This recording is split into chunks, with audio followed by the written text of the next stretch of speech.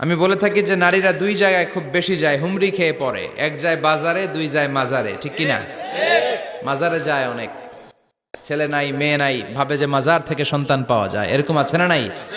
রব্বুল আলামিন বলেন ইয়াহাবু লিমান ইয়াশাউ ইনাসান ওয়া ইয়াহাবু লিমান ইয়াশাউ যুকুর আও ইউযাওয়িজুহুম যুকরানা ওয়া ইনাসা ওয়া ইয়াজআলু মান ইয়াশাউ আকিমা ইন্নাহু আলিমুন কাদির। তিনি যাকে চান তাকে মেয়ে দেন। আগে মেয়ের কথা বললেন, আগে ছেলে বলে নাই। তার মানে মেয়ের ভিতরে বরকত বেশি না কম? আল্লাহ যাকে চান তাকে মেয়ে দেন, আল্লাহ যাকে চান তাকে ছেলে দেন, আবার যাকে চান তাকে ছেলেও দেন মেয়েও দেন, আবার যাকে চান তারে ছেলেও দেন না মেয়েও দেন না। তিনি কে? আল্লাহ।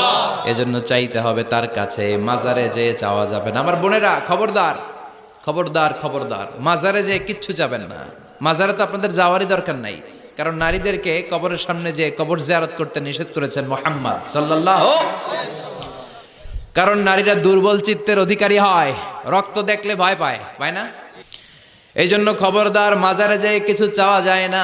মাজারে পড়ে থাকা ব্যক্তিটা আপনার মতোই ব্যক্তি। আল মাইয়িতু ফিল কবরি কাল গারিকু ফিল বাহরি। সাঁতার না জানা ব্যক্তি সাগরে পড়ে গেলে যেমন অসহায়, কবরে চলে গেলে মানুষ তেমন অসহায়, সে কিচ্ছু দিতে পারে না।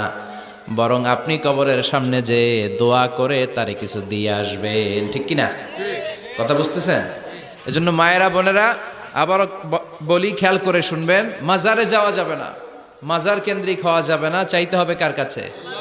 দিতে পারে একজন, তিনি কে? কেউ যেটা দেখে না দেখে কে? কেউ যেটা শোনে না শোনে কে?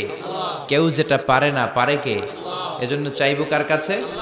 24/7 সবসময় দেওয়ার জন্য ধনভাণ্ডার নিয়ে তিনি প্রস্তুত, কিন্তু আমরা চাই না। এজন্য মায়েরা যারা এতদিন মাজার কেন্দ্রিক ছিলেন, এই অভ্যাসকে আপনারা পাল্টে ফেলেন। মাজারেও যাবেন না, বাজারেও যাবেন না। জরুরি প্রয়োজনে হেজাব মেনটেন করে বাজারে যাওয়া যেতে পারে, কিন্তু এই কাজটা মূলত পুরুষদের। কাদের কথা বলেন? কেমন করে হেজাব দেহ থেকে সরাতে হয়, কেমন করে দেহ থেকে কাপড় নামানো যায়, এটা হইল শয়তানের মিশন। এটা কি? শয়তান যখন নিষিদ্ধ ফল সাইয়েদনা আদম আর হাওয়া আলাইহিস সালামকে খাইয়ে দিল, সাথে সাথে জান্নাতের কাপড় পড়ে গেল। জান্নাতেও কাপড় খুলে দিল, দুনিয়াতেও খোলে, ঠিক কিনা?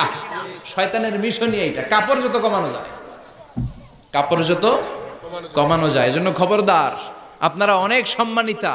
খেয়াল রাখবেন, পৃথিবীতে যে জিনিসের মর্যাদা যত বেশি, সম্মান যত বেশি, যেটা যত বেশি দামি, ওইটা তত বেশি প্যাকেটের ভিতরে থাকে, ঠিক কিনা?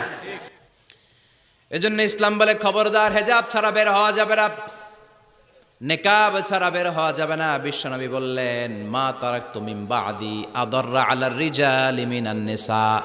আমি চলে যাব, কিন্তু আমার পরে আমার পুরুষ উম্মতদের জন্য নারীর চাইতে বড় কোনো ফিতনা আমি রেখে যাই নাই। আর বনি ইসরাইলের জামানায় সবচেয়ে বড় ফিতনা হয়েছিল নারীর ফিতনা, নারী কেলেঙ্কারি। এই জন্য নারীরা, বোনেরা, আপনাদেরকে সাবধান থাকতে হবে। নারীর ফিতনা বড় ফিতনা। নারী ভালো হলে সবচেয়ে ভালো, নারী খারাপ হলে নারীর চেয়ে খারাপ কেউ হতে পারে। আসিয়া রাদিয়াল্লাহু তাআলা আনহা আলাইহিস সালাম, ফেরাউনের স্ত্রী। এই মহিলা অনেক দামি মহিলা, মুসা আলাইহিস সালামের পালক মা। সুবহানাল্লাহ পড়েন।